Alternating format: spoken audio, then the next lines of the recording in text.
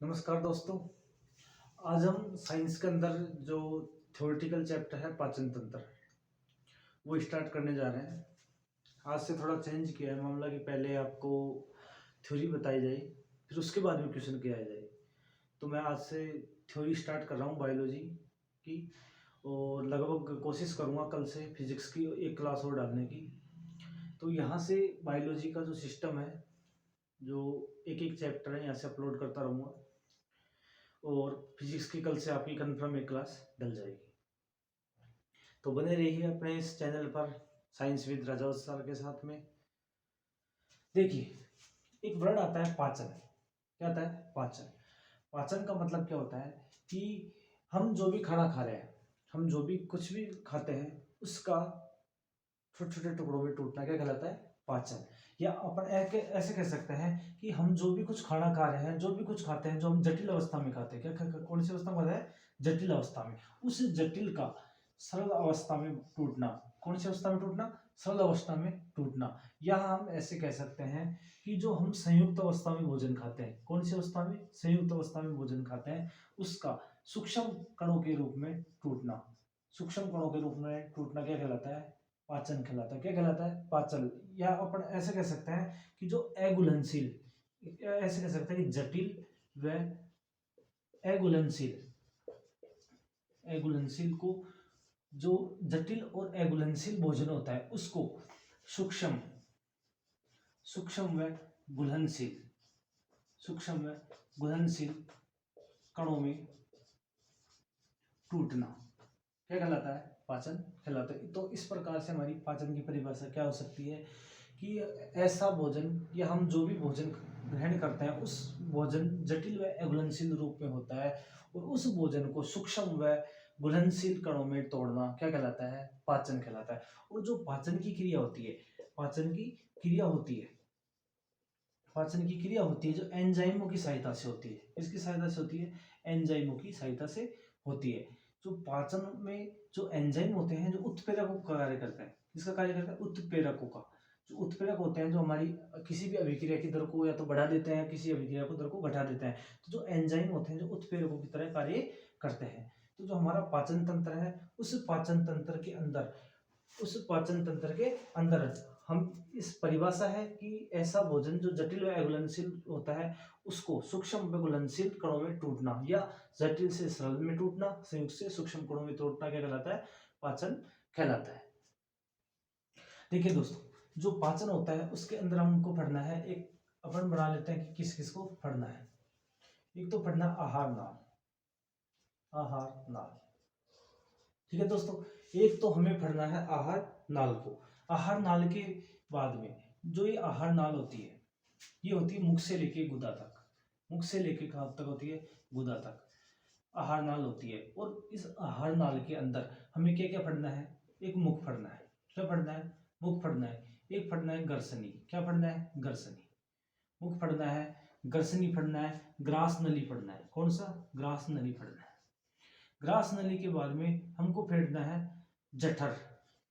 जठर या बोलते हैं उदर, या इसको बोलते हैं पेट, और इंग्लिश में बोलते हैं स्टोमच, स्टोमच। ठीक है। तो पेट के बाद में अपन को पढ़ना है छोटी आंत। क्या पढ़नी है? छोटी आंत। और छोटी आंत के बारे में पढ़नी है बड़ी आंत। क्या पढ़नी है? बड़ी आंत। तो ये सारे टॉपिक पढ़ेंगे अपन आहार नाल। आहार नाल के अंदर क्या क्या पढ़ेंगे? जो आहार नाल होती है, हमारे मुख से लेके गुदा तक स्थित होती है। आहार नाल के अंदर मुख आता है, गर्सनी आती है, ग्रास नली आती है, जठर आता है, छोटी आंत आती है, बड़ी आंत आती है। तो ये सारे टॉपिक हमको पढ़ने पड़ेंगे किसके अंदर? आहार नाल के अंदर। देखिए दोस्तों, जो हमारी आहार नाल होती है उसकी लंबाई होती है 9 मीटर या 33 फीट। यदि मीटर के अंदर आए तो 9 मीटर करना है, और फीट के अंदर आए तो कितना करना है? 33 फीट। और दूसरी बात की, जो एक तो होता है मांसाहारी और एक होता है शाकाहारी। तो मांसाहारी की आहार नाल होती है वो बनी होती है, मांसाहारी की आहार नाल प्रोटीन की बनी होती है, और शाकाहारी की आहार नाल बनी होती है सेल्यूलोज की। तो क्वेश्चन अपन को ध्यान में रखना है। इसके बाद में अपन को आहार नाल के अंदर पढ़ना है मुख। क्या पढ़ना है? मुख। मुख या मुख गुहा। मुख गुहा के अंदर दो टॉपिक आते हैं। एक तो हमारे दांत, इनको टीथ बोलते हैं, और दूसरी आती है हमारी जीभ। क्या आती है? जीभ। तो अब हम अध्ययन करेंगे हमारे दांत के बारे में। किसके बारे में अध्ययन करेंगे? हमारे दांत के बारे में।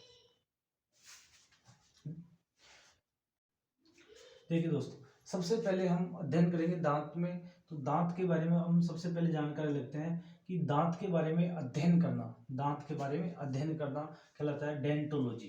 क्या कहलाता है? डेंटोलॉजी।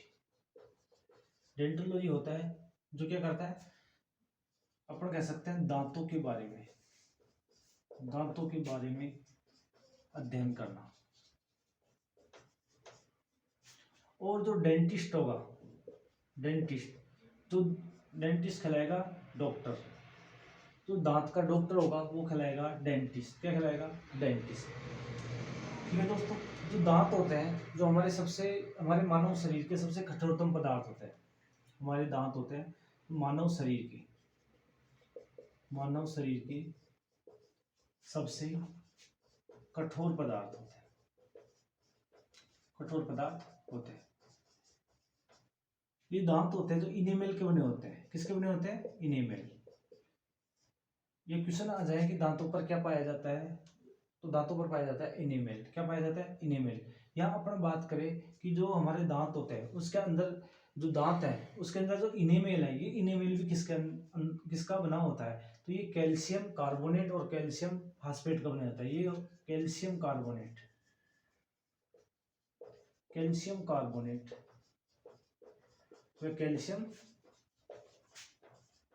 कैल्शियम फास्फेट के बना होता है। अब बात करते हैं कि हमारे दांतों की संख्या कितनी होती है। वैसे तो हमारे दांतों की संख्या कितनी होती है? 32 होती है। कितनी होती है? 32। तो हम देखते हैं कि जो हमारे 20 दांत होते हैं, 20 दांत होते हैं जो हमारे शुरुआत में आते हैं, उनको बोलते हैं अस्थायी दांत। क्या बोलते हैं? अस्थायी दांत। अस्थायी दांत। इनको अस्थायी दांत इस वजह से बोलते हैं क्योंकि ये दांत 2 बार उगते हैं हमारे। कितने बार उगते हैं? 2 बार।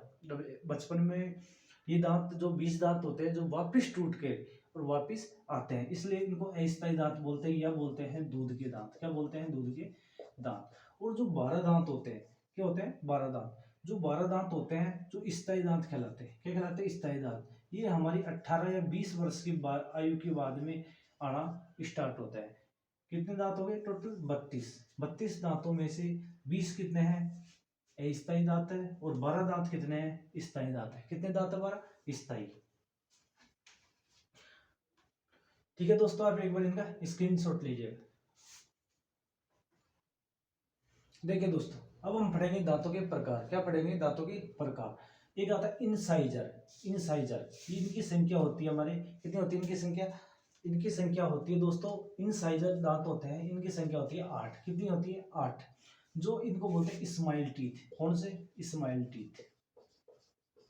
जो हम हंसते हैं तो हंसते हुए जो दांत दिखते हैं ना, सामने के 4 और नीचे के 4, जो हंसते हैं तो जो हंसने के बाद में जो सामने का, जब हमारा फेस खुलता है, हमारा मुंह जैसे खुलता है, जो सामने के 4 दांत दिखते हैं वो कहलाता है इंसाइजर या कर्तनक। क्या कहलाता है? कर्तनक, स्माइल टीथ। और ये आता है कि ये कार्य क्या करते हैं, ये क्या कार्य करते हैं? तो ये कार्य करते हैं भोजन को काटने का। किसका कार्य करते हैं? भोजन को काटने का।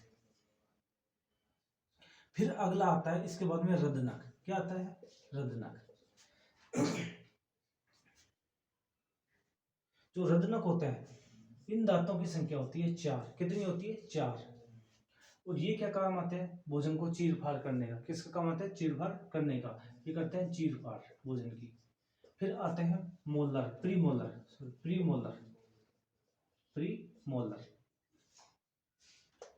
अग्रचयवर्णक,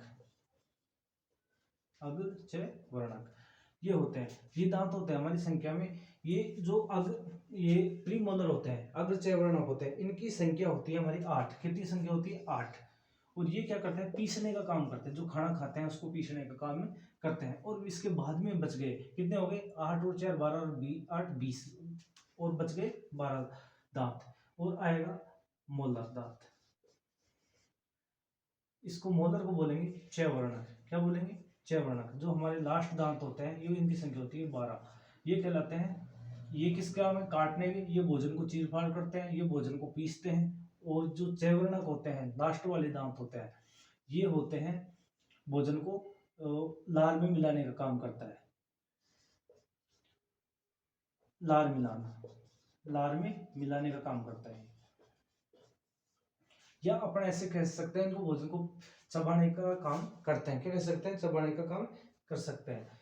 ये क्या करते हैं? इनको लार में मिक्स करते हैं। जैसे कोई भी व्यक्ति है, उसके इस प्रकार से जो सामने के 4 दांत है और नीचे के 4 दांत है, ये तो कहलाते हैं इनसाइजर। क्या कहलाते हैं? इनसाइजर। इसके बाद में एक दांत इस प्रकार से निकले हुए रहते हैं नीचे, इस प्रकार से। ये 4 तो क्या कहलाएंगे? इनसाइजर। क्या कहलाएंगे? इनसाइजर। और ये 4 हैं, ये कहलाएंगे रदनक। ये क्या कहलाएंगे? रदनक। कौन से? रदनक। ये कहलाएंगे इनसाइजनर। इनसाइजर क्या कहलाते हैं? इनसाइजर। और ये कहलाता है रदनक। क्या कहलाता है? रदनक। और इसके बाद में कितने दांत है? 8 दांत है। तो 2 दांत इधर और 2 दांत इधर, और ये 2 दांत इधर, 2 दांत इधर, ये 8 दांत हो गए। तो ये कहलाएंगे अग्रचयवर्णक। क्या कहलाएंगे? अग्रचयवर्णक। इसके बाद में 3 दांत वापिस इधर, 3 दांत इधर, 3 दांत इधर, लास्ट वाले दांत वाले। इस प्रकार से हमारे जो दांतों की संख्या होती है, ये कहलाते हैं ये वाले मोलर, चयवर्णक। इस प्रकार से ये क्या होते हैं? हमारे दांत होते हैं। तो इसके अलावा अब हम देखते हैं हमारा दंत सूत्र। क्या देखते हैं? दंत सूत्र। एक बार आप स्क्रीनशॉट लीजिएगा। अब हम बात करते हैं दंत सूत्र की। किसकी बात करते हैं दोस्तों? दंत सूत्र की। तो दंत सूत्र की बात करते हैं तो हम क्या करते हैं कि यहाँ दंत सूत्र होता है कि जो इन सभी दांतों में 4 का भाग लगा दो। यदि हमारे जबड़े को हम 4 भागों में बांट दे, ये ऊपर वाला जबड़ा हो गया, ये नीचे वाला जबड़ा हो गया, ये और ऊपर वाले जबड़े को भी 2 भागों में बांट दे, नीचे वाले जबड़े को भी 2 भागों में बांट दे, तो क्या कितने कितने दांत आएंगे? इसमें से देखो, इंसाइजर यहाँ पे है, सब में किसका भाग लगाना है? 4 का। ये 4 का भाग लगा दिया। 4 का भाग लगाने पे यहाँ पे आया 2, यहाँ पे कितना आया? 1, यहाँ पे कितना आया? 2, और यहाँ पे कितना आया? 3। तो ये जो संख्या आई है 2 1 2 3, तो इसको सभी पार्टों में लिख दो। 2 1 2 3, 2 1 2 3, 2 1 2 3। अब क्या करना है कि ये संख्या, जैसे 2 जबड़े ले लिए अपन ने, या अपन ऐसे कह सकते हैं 21 23 बटे 21 23, 21 23 इंटू 2। कितने जबड़े हैं? 2 जबड़े हैं भाई। ये संख्या हमने एक जबड़े में से 21 23 ले लिया, नीचे में से 21 23 ले लिया, लेकिन ये कितनी बार है? 2 बार। या अपन ऐसे कह सकते हैं जबड़े कितने हैं? 2 बार। तो हमने किससे गुणा कर दिया? 2 से। तो ये हो जाता हमारा दंत सूत्र। क्या हो जाता हमारा? दंत सूत्र। ठीक है दोस्तों, ये था हमारा दांत, जो हमारे पाचन तंत्र की शुरुआत थी। ये हमारा जो टॉपिक था टीथ, दांत के बारे में। तो दांत के सारे इंपॉर्टेंट थ्योरेटिकल क्वेश्चन बनते हैं, जो थ्योरी है जो मैंने आपको बता दी है। कल इससे आगे वाले पार्ट को बढ़ेंगे। तो आप अधिक से अधिक संख्या में लाइक करें, शेयर करें और सब्सक्राइब करें। धन्यवाद।